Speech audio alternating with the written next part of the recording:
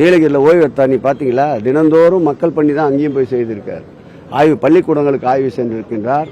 அதேபோல் யானைகள் முகாமில் நடத்தப்படுகின்ற பணிகளை ஆய்வு செய்திருக்கின்றார். யானை பாகன்களுக்கு உண்டான விடுதிகளை கட்டி தந்திருக்கின்றார். அதை திறந்து வைத்திருக்கின்றார். எங்கள் முதல்வரை பொறுத்தவரை ஓய்வு என்பது இல்லை. எங்கள் முதல்வரை பொறுத்தவரை நாட்டில் நடக்கின்ற அனைத்து சம்பவங்களையும் விரல் நுனியிலே வைத்திருப்பார்.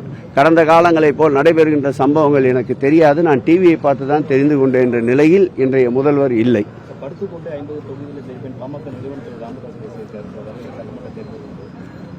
எல்லோரும் அரசியல் ரீதியாக சொல்லுகின்ற சொல்லுதான் படுத்துக்கொண்டே ஜெயிப்பேன் என்று.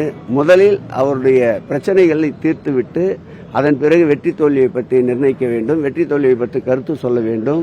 அவர்களுக்குள்ளேயே குடும்பத்துக்குள்ளேயே குத்துவெட்டு நடந்து கொண்டிருக்கின்றது. இவர்கள் எப்படி 50 தொகுதி படுத்துக்கொண்டே ஜெயிக்க முடியும்? அப்படி என்றால் பார்த்துக் கொள்ளுங்கள்.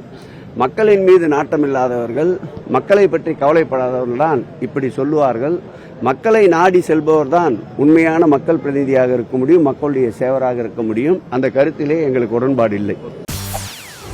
செய்திகளை உடனுக்குடன் தெரிந்து கொள்ள உடனே சப்ஸ்கிரைப் பண்ணுங்க.